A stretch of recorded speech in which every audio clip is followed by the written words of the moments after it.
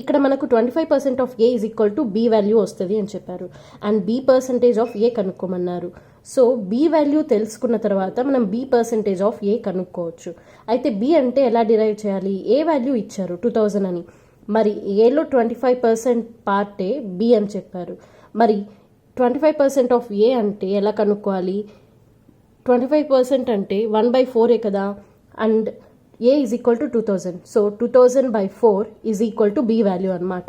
So B అనేది 2000/4 అంటే 500 B value. మరి బి పర్సంటేజ్ ఆఫ్ ఏ కనుక్కోమన్నారు. బి వాల్యూ 500 అని తెలుసు. మరి 500% ఆఫ్ ఏ అనేది ఎంత అనేది కనుక్కోవాలి. ఆఫ్ ఏ 100% 2000, మరి 500% అంటే ఇంటూ 5 చేస్తే సరిపోతుంది. That means 10,000.